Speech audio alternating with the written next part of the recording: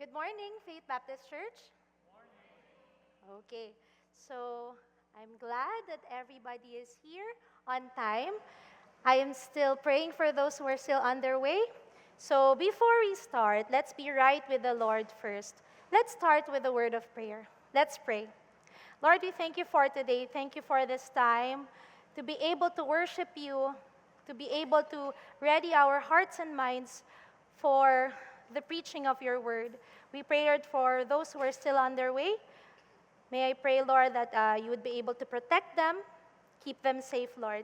We lift up the speakers today, Lord. We pray, Lord, that they would speak through you, and we pray, Lord, that everything that we will be doing today will be glorifying to you, O Lord. We lift up all these things to you. In Jesus' name we pray. Amen. Aking babasahin ang awit 23:6. Tunay na ang kabutihan at ang kagandahang loob ay susunod sa akin sa lahat ng mga araw ng aking buhay, at ako'y tatahan sa bahay ng Panginoon magpakailanman. Ang kabutihan ng Diyos sa Biblia ay nangangahulugang ang Diyos ang ganap na pamantayan at pinagmulan ng lahat ng bagay na may moral na kahusayan, kagandahan at katuwiran. Hindi lamang siya mabuti dahil sa kanyang mga ginagawa. Ang kabutihan ay bahagi ng kanyang mismong pagkatao. Ang kanyang kabutihan ay umaapaw sa anyo ng kabaitan, pagkabukas palad at awa sa lahat ng kanyang nilikha. Sa lahat ng kanyang mga katangian, ang bawat bagay na may kaugnayan sa Diyos ay nagpapakita ng kanyang karakter na ganap na malaya sa kasalanan. Ang kanyang biyaya ay nakaugat sa katotohanang siya ay pag-ibig. Awit 105, sapagkat ang Panginoon ay mabuti, ang kanyang kagandahang loob ay magpakailanman, at ang kanyang katapatan ay sa lahat ng salinlahi. Tunay na ang ating Panginoon ay walang katulad, dahil anuman ang ating pagdadaanan, sa ating buhay, siya lang ang tanging nating pag-asa, ang nagbigay ng buhay na walang hanggan. Tayo po ay tumayo at kantahin natin ang ating mga kanta ngayong umaga.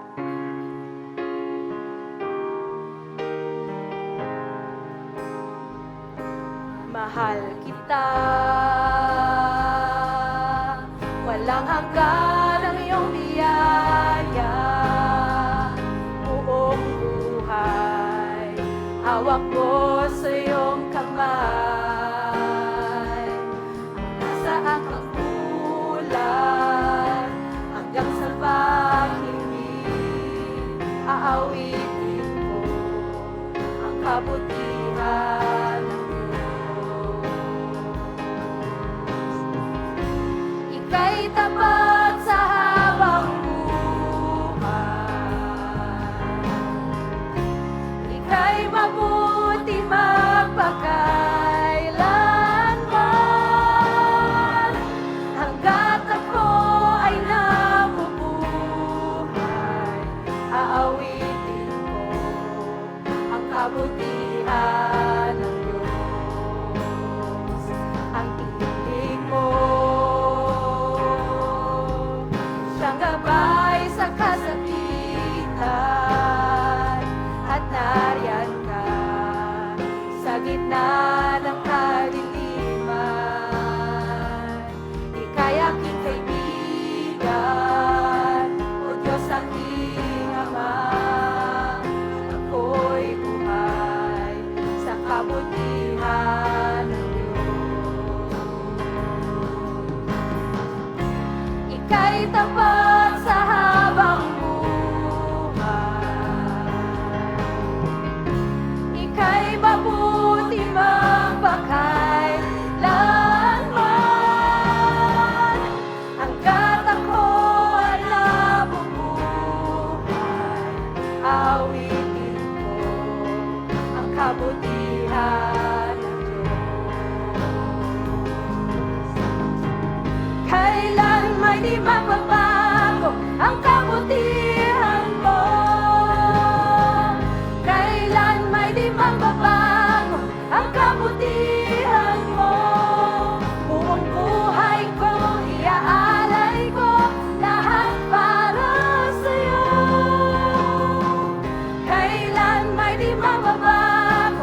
kabutihan mo.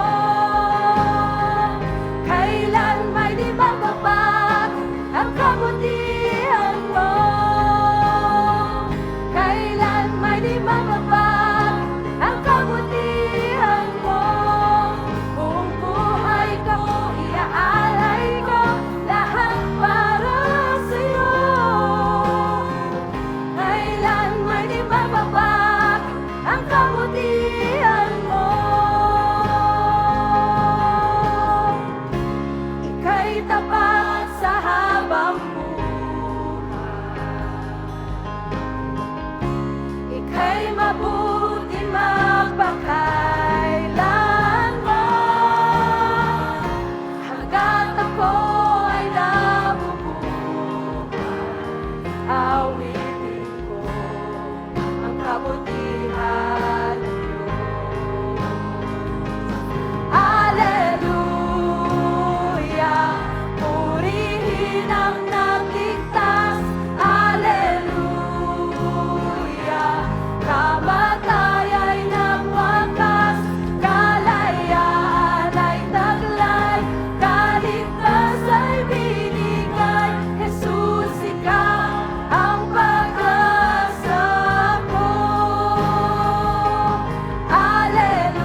Alleluia, purihin ang nagligtas.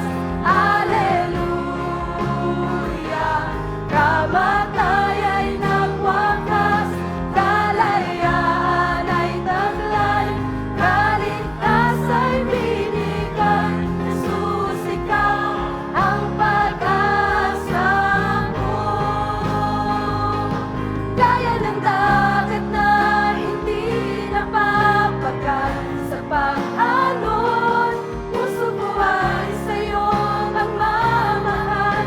Sa habang panahon, natatanging kayamanan ko'y ikaw ay sambahin. Wagas na pagsintay iyong dinggin, kalakip ng awitin.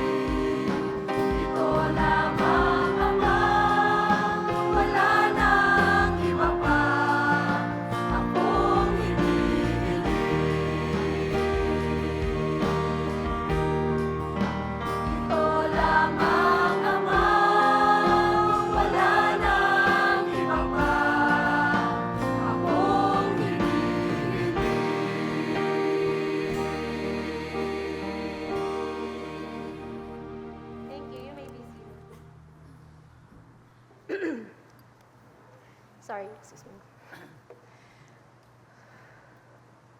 Naisip na ba ninyo kung bakit may mga pangyayari at problema sa buhay na tila talagang nakalaan at angkop na angkop para sa atin? Minsan, dumaraan tayo sa mga pagsubok na nag-uudyok sa atin na gamitin ng mga prinsipyong natutuhan natin mula sa isang aralin na katatapos ng nating basahin o pag-aralan. Maaari rin tayong makatagpo ng mga talata sa kanyang salita na tila may kaugnayan sa mismong sitwasyon na ating pinagdaraanan.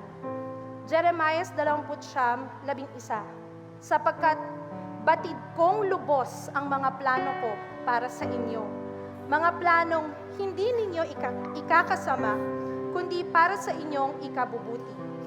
Ito'y mga planong magdudulot sa inyo ng kinabukasang punong-puno ng pag-asa. Ang lahat ng mga bagay na nangyayari sa atin ay bahagi ng isang mas dakilang plano. Matagal nang itinakda ng Diyos na sa mismong araw at oras na iyon, mararanasan natin ang mga pangyayaring iyon upang may matutuhan tayo mula sa mga ito. Sa ating pagpapatuloy sa pag-awit, maging batayan natin ang kanyang kamanghamanghang kapangyarihan dahil siya lang ang tanging magbibigay ng kasiguraduhan na mananatiling totoo at tapat sa ating buhay magpakailanman.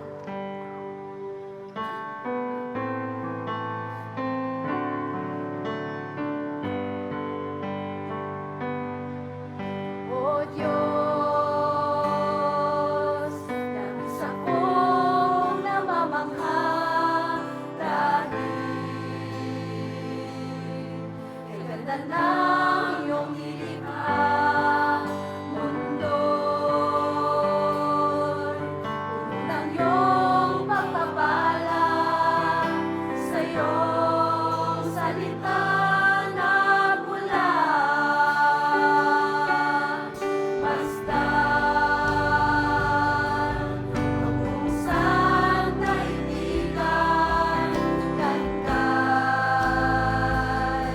Sadyang iba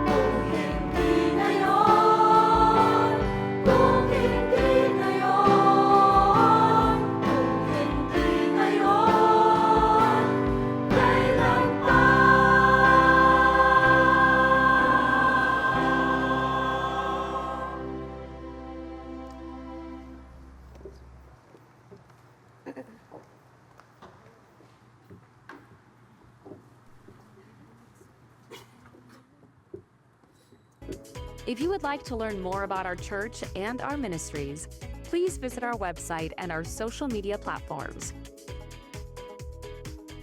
If you have a prayer request or would want to reach out to us, please send us an email. We look forward to hearing from you.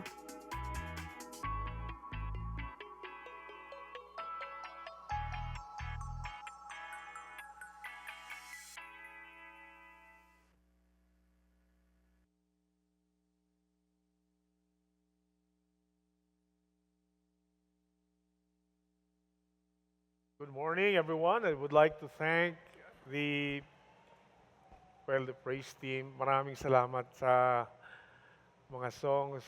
Kanina, first time ko nag-report dito ng maagang maaga at nakita ko yung ginagawa ng mga ah, tao dito mag-prepare. Si Brother Raul, madaling araw pa lang gising na para magsundo sa mga praise team. Pati kayo, nag-aayos dito. Nakakatuwa, no? Ah, Pakaganda ng simbahan natin talaga. Ang pag-serve ninyo sa Panginoon talaga nakaka-bless ng puso talaga. So gusto kong magpasalamat sa lahat.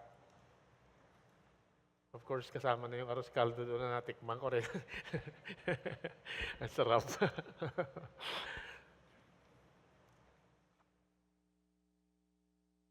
This church, you all motivate me to keep studying and, you know, so that I can give you something that is deeper in terms of truth. So let's begin by prayer.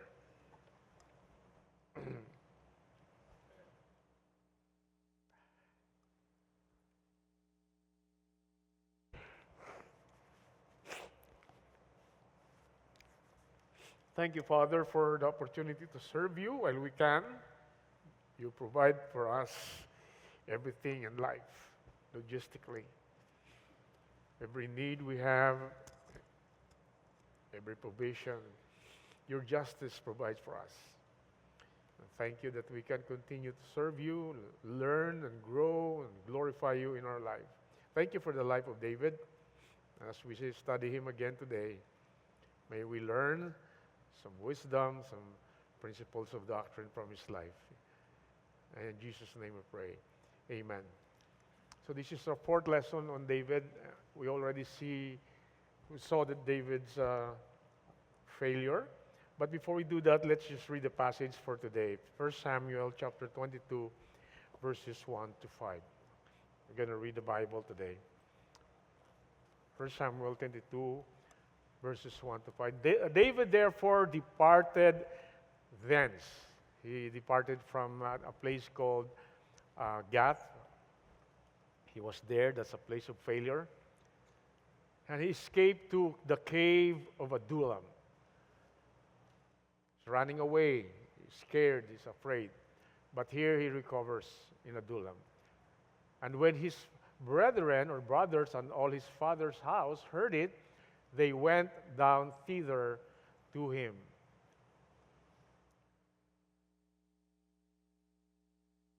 We learned last time that David faced the Lord Jesus Christ. He met the Lord Jesus Christ. We studied the book of Psalm, chapter 34. We look at that. And David recovered his spiritual life when he was in this cave. And everyone that was in distress, everyone that was in debt, may mga utang, distress means persecuted by King Saul, and everyone that was discontented gathered themselves unto him, and he became a captain. That's a leader. That means a leader over them. And there were with him about 400 men. Men, specifically males. That number increased to 600 later on. So why were these people escaping, going to David? They were being persecuted by King Saul.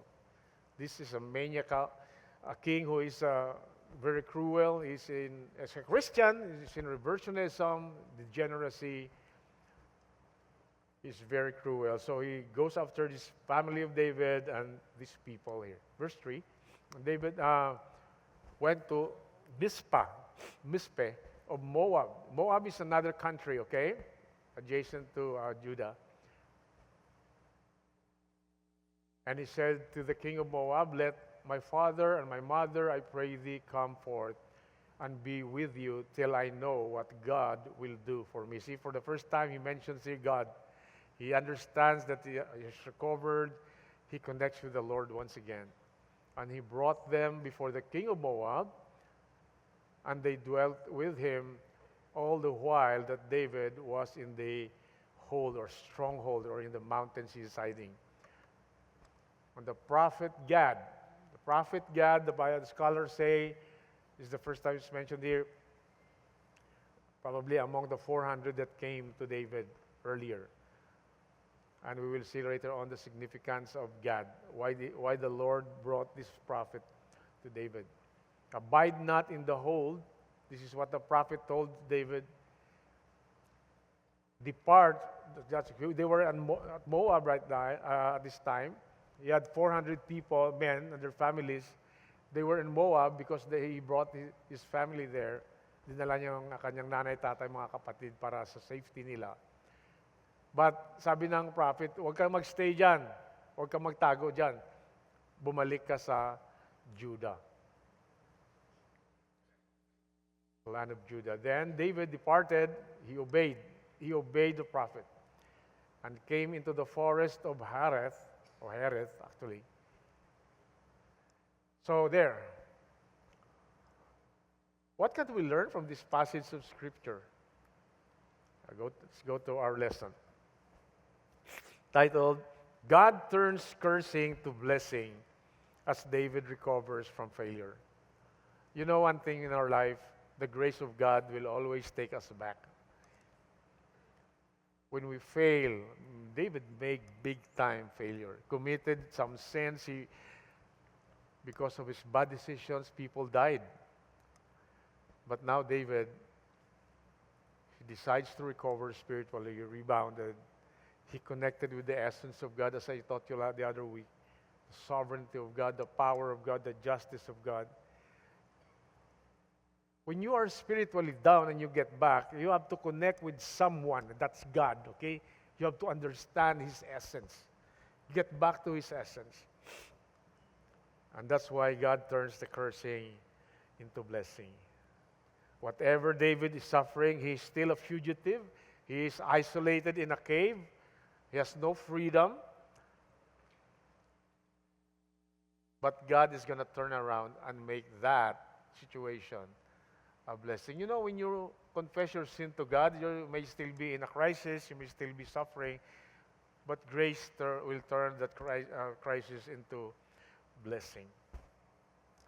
And later on, you'll see the importance of the Word of God. That's the prophet Gad, okay? That's our lesson for today. In our last lesson, okay, we saw already the failure. Recovery from failure in the spiritual life involves admitting our sins to God and reconnecting with His Word, with His essence, with His plan again. As long as you're alive, you can go back, okay? As long as, no matter how you failed in life, in the spiritual life, you can go back. Just make a decision like the prodigal son. Realize that you have failed and you have turned your back from the Word of God and just flip it all and then go back to God. Okay. Here's a principle. Failure is temporary. Failure is not permanent. God's grace gives us opportunities to change, to get back on the road to spiritual maturity. Discipline motivates us to return to God. Okay? So because God is just, when we sin, when we turn our backs from the Word of God, God gives us discipline to motivate us to get back to Him. Okay, go to your point number 2 lesson.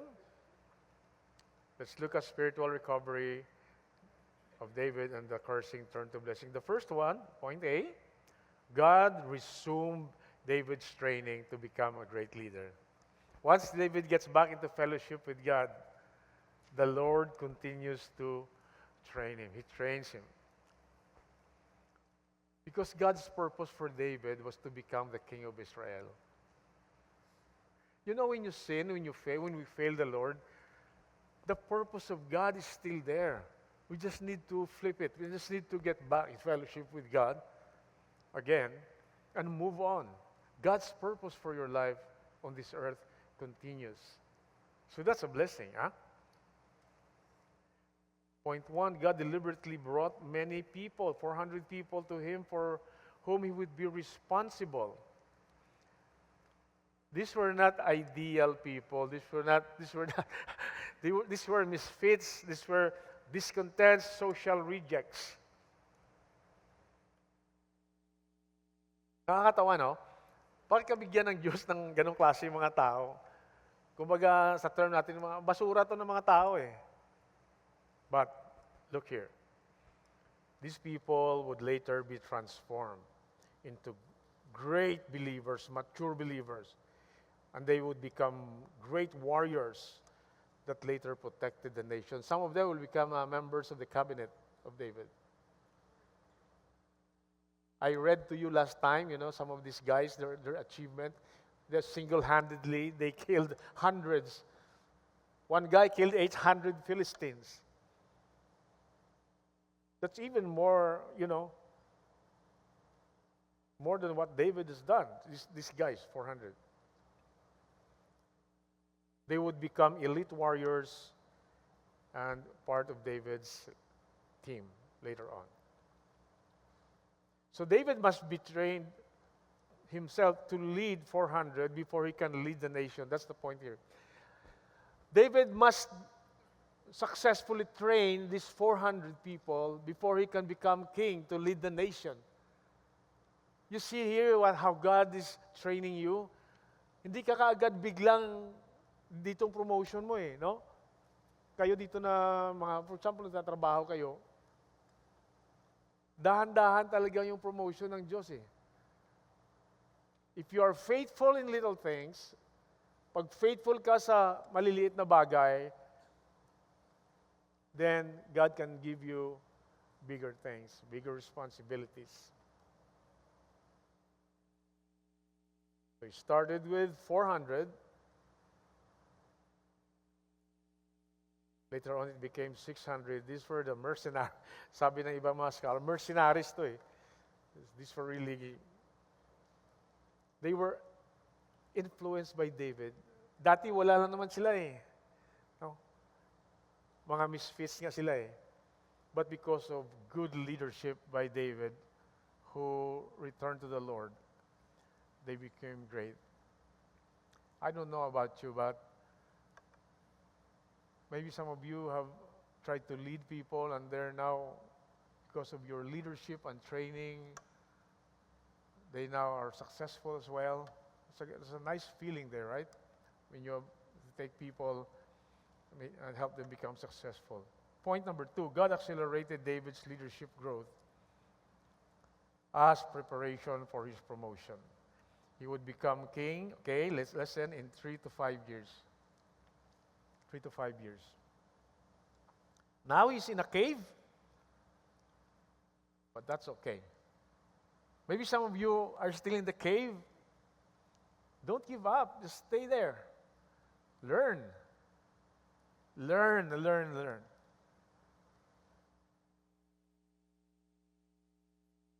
Cave for me was 7 years of daily duty as a security guard.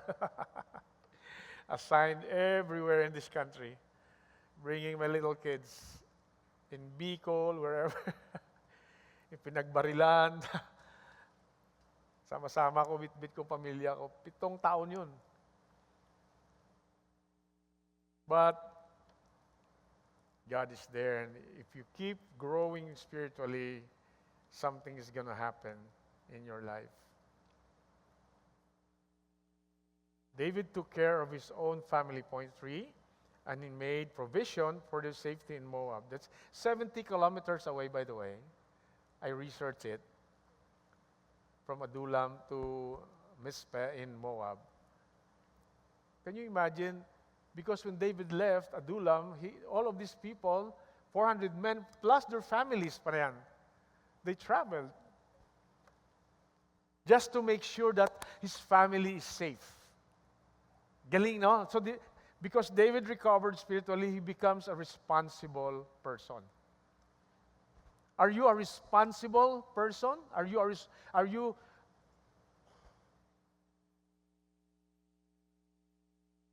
do you have integrity and character to become a responsible person? That's our next point here. By the way, this is a strategy of David because Moab may connection si David sa Moabites because ang great-grandmother ni David, si Ruth, was a Moabite. Okay? So therefore, palagay yung loob ni David na itatago doon yung pamilya niya kasi kamag-anak niya yung king ng Moab eh. Kamag-anak niya ang Moabites. Diba? Si Ruth, asawa niya si Boaz, nanganak sila si Obed. Ang anak ni Obed si Jesse. Ang anak ni Jesse si David. Ganun po yung ganun po yung genealogy. So also at this time King Saul and Moab are enemies. So kaya doon niya tinago, magkalaban si King Saul yung Israelite at saka yung Moab. So they're safe there. I mean, that's what's great with the spiritual life when you're growing, you begin to be a thinking person. Alam mo yon, nag-iisip ka, strategize ka. Kahit ito maliit lang na bagay, maiisip mo eh. Naisip ni David. Here's a principle, point number 4. Leadership begins with a strong sense of responsibility.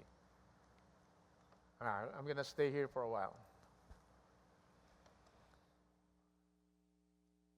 Many of you, earlier today, you were here because you have a strong sense of responsibility. You have to serve the Lord in praise team. You have to pick up people, to cook.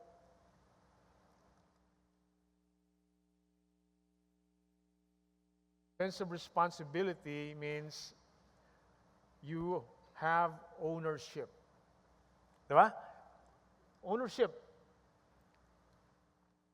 Pag binigyan ka ng responsibility, i-own mo yun. Hindi, huwag mo itulak. Gawin mo. Diba? You must have sense of duty.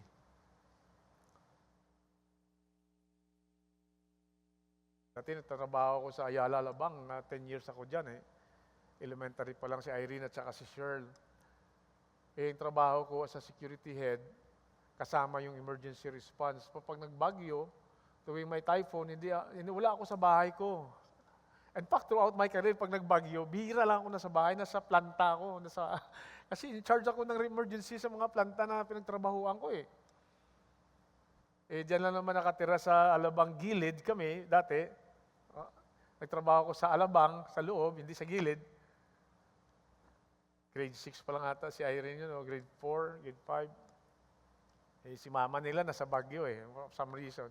So, binigyan ko. Kaya bata pa sila, marunong sila mag-operate ng two-way radio, brother. Okay? So, anong call sign nila? Kasi house eh, di ba? House, hotel, di ba? Hotel, aba. Nandun ako sa aba. At least nalalaman ko, kahit nagtatrabaho ako, kung may nangyari sa kanila, sa bahay, tawagan mo ako. Sige, try mo. Sure, try mo. Hotel. Nagulat sila, may bata nagsasalita, hotel. Aba, hotel. Hindi, anak ko yan kasi baka may emergency. Hindi ko naman pwedeng iwanan ng trabaho. Kasi meron kang strong sense of responsibility. Pag natumba yung mga puno dyan, nilalagari namin ng chainsaw yan para makadaan yung sasakyan si Baguio eh. And, also you must have your consistency. Proverbs 27:23 is a beautiful passage on this. Let's go there. The Bible says in Proverbs 27:23, know well the condition of your flocks. Galing, no?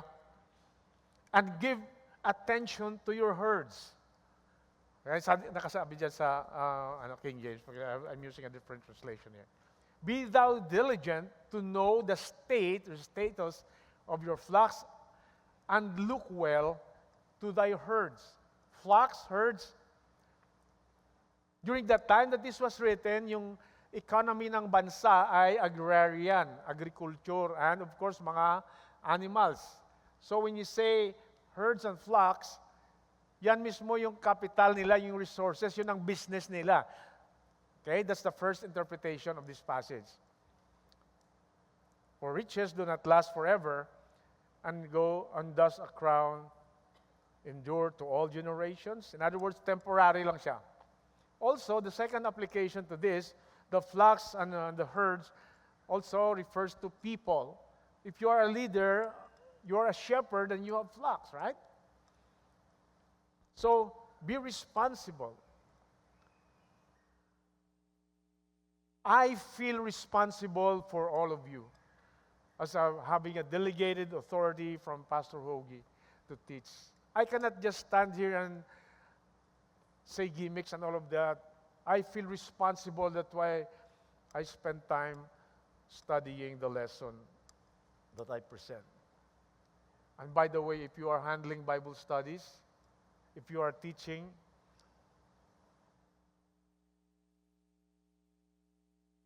please spend time studying so that you can present properly the Word of God. This book, very delicate, very important. You study it, you present it. The power is in the message of the book. It's not in your ability to speak, on how you deliver it. So, part of the sense of responsibility, aralin nyo yung lesson nyo. Kayong lesson na sa papel lang na yung putos ng ang barbecue, dahil nyo isusulat yung mga lesson nyo, no? Prepare. Be diligent. That's called sense of responsibility. So a great leader is one who demonstrates great responsibility in managing resources and leading or caring for people. Dalawa yan eh. Sense of responsibility. I'm telling you, and I dedicate this lesson really to somebody I forwarded.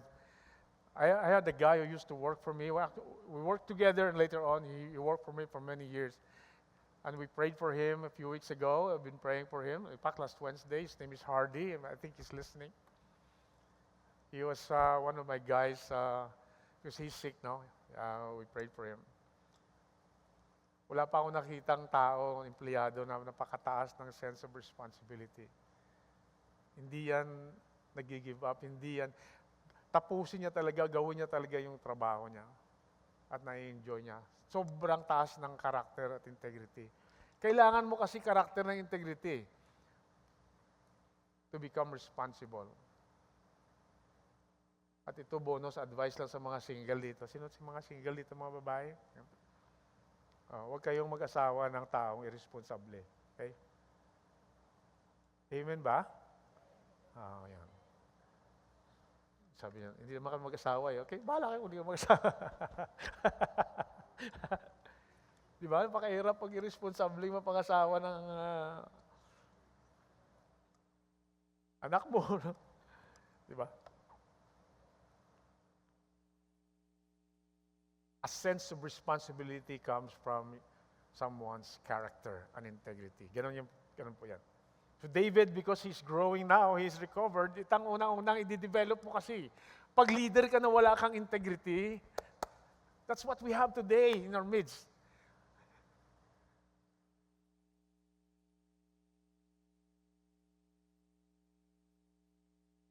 God provided for David a prophet named Gad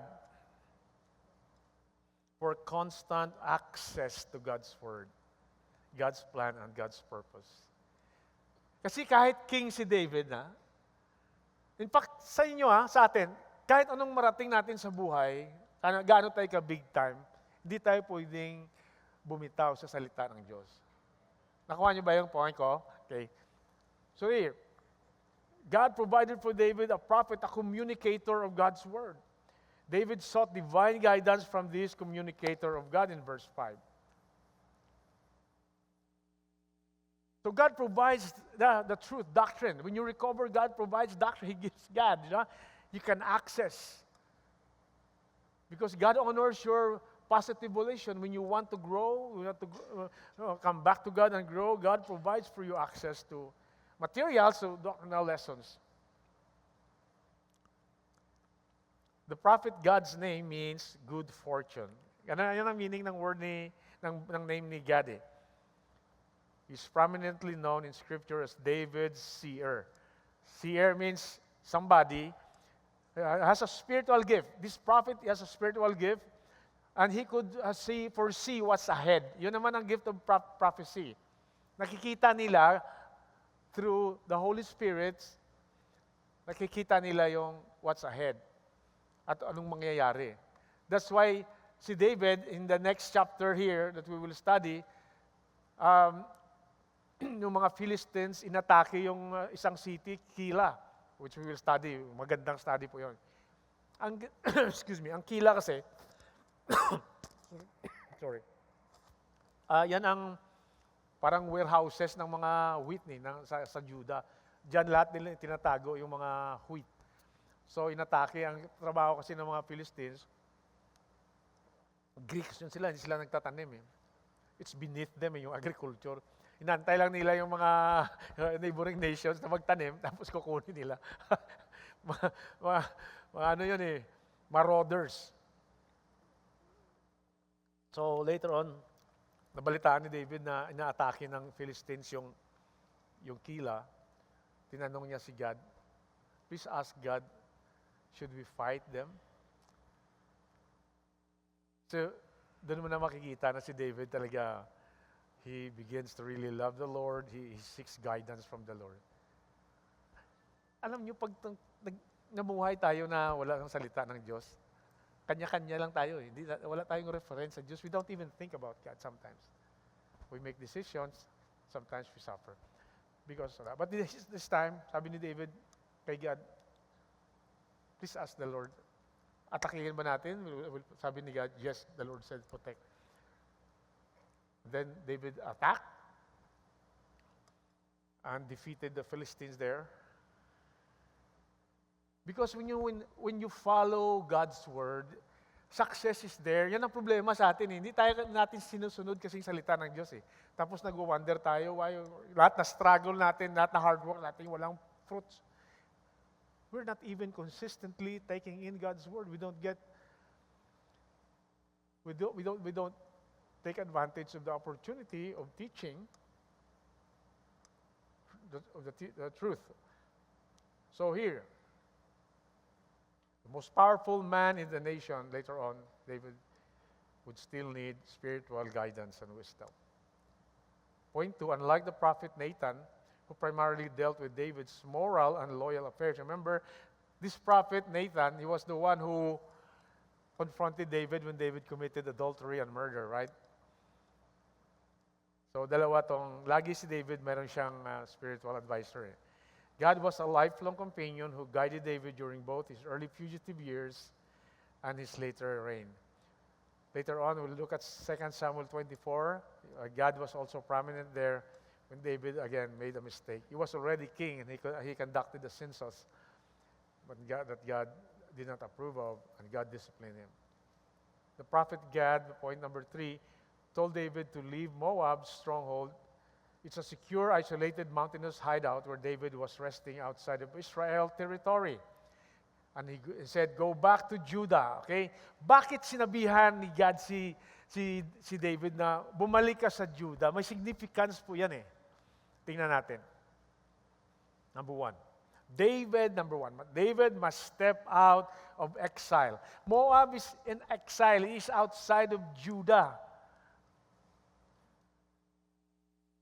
Staying in Moab meant David was outside the promised land and outside the place of God's active national purpose for him. Ano bang purpose ni David, ng Diyos kay David? To become the king of the nation. Now he's in exile. Di ba uso-uso naman sa Pilipinas, pag may ano ka dito, takbo ka sa labas ng bansa, balik ka lang pag okay na. Kung sa akin walang kwenta yun eh, di ba? Ba't hindi ka magstay? Kung may problema, kung magaling ka, stay ka. Tumulong ka sa bansa, pag-solve ng problem, di ba? Kung corruption man yung bumalik ka dito, isauli mong pera, hindi yung tumakbo ka. Can you imagine kung magnakaw ka dito, tapos tatakbo ka sa ibang bansa, hindi mo rin ma-enjoy yung ninakaw mo eh, di ba? So, significant yung sabi ng prophet, David, go back to Judah. Di ka dapat nagtatago dito sa labas ng bansa. Number B, David as a leader must face the danger head-on. Yeah, pagbalik mo sa Judah, nandyan si King Saul, hinahanap ka niya, baka patayin ka pa rin niya. Saul is still hunting you. Iwasan natin magtayo, maglabas-labas na pagka nag-service na please, ha? Okay? Unless may emergency kayo. Kasi nadidistract yung ibang tao nakikinig eh. Pati ako, nadidistract ako pagka palagi kayong tayo. Ready? Going back here. So, pagbalik ni David sa Judah, iyan ang divine guidance eh. Delikado ka eh. Minsan may sense of humor ang Diyos. No? Kung doon ka delikado, doon ka niya pinapapunta eh. Di ba? Why? May purpose yan. God's command directed David back into the dangerous territory of Judah and specifically the forest of Hereth because people must see the courage in the leader who trusts God. Amen?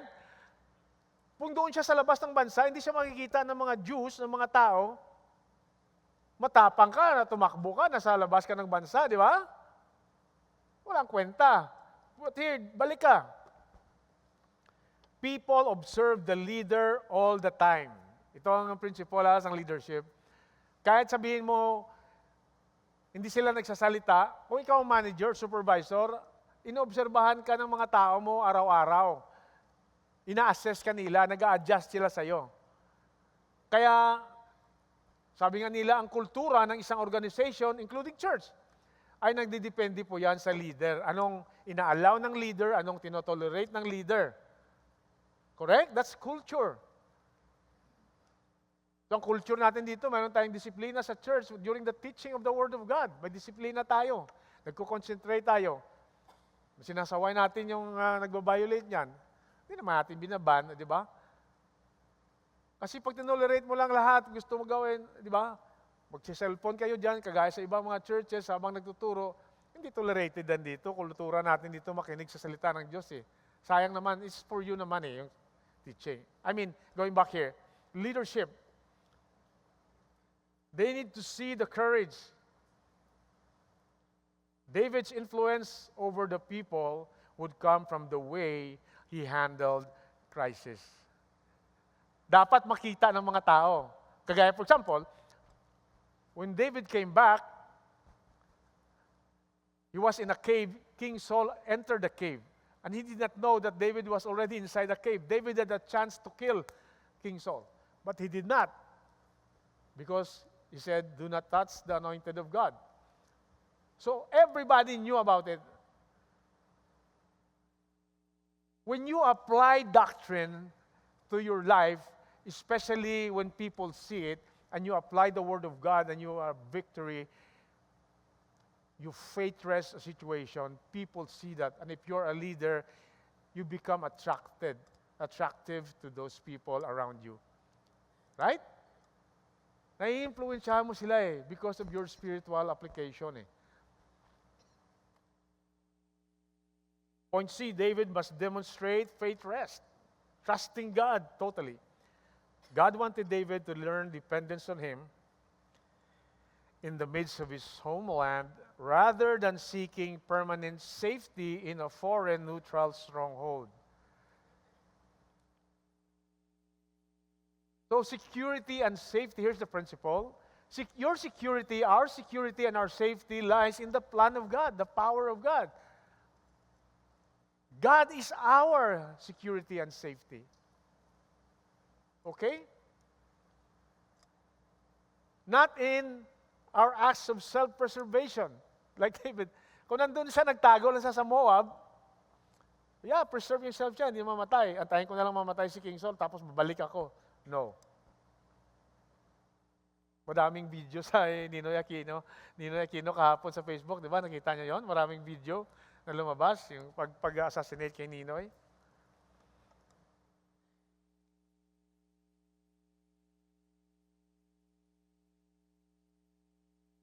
David must have leadership, number D, and presence.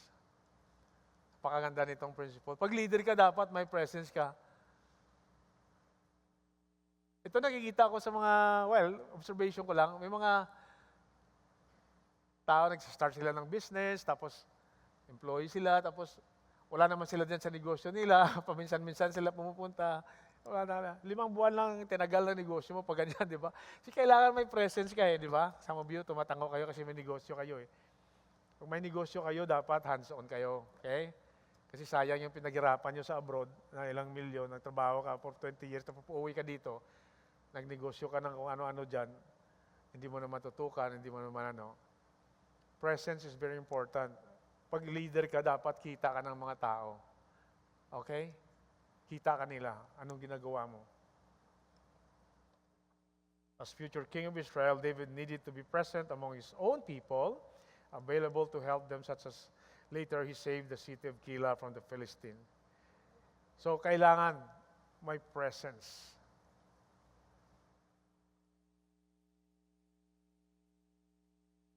Totoo lang, naawa kay Pastor Ogie, gusto niya talaga bumalik dito eh. This coming sana October. Ano natin si Pastor, panalangin natin siya. Meron siyang procedure in the coming days. I hope he gets well. Of course, we want our leader to be here. Okay?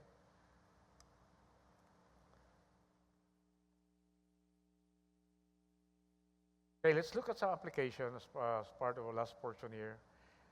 And this is the importance of having a constant communication of God's Word. Point A. David obeyed the words of the prophet Gad because he recognized his authority as the man of God and his instructions as from the Lord.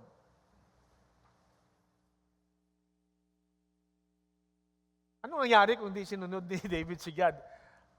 Di, relax ka lang dyan, di ba? Actually, yun ang nangyari kay Jeremiah, yung time of Jeremiah, hindi sinunod ng king yung mga advice ni Jeremiah, di ba? They went into captivity. But David here, because he begins to respond to God again after failure, he follows the authority of the man of God.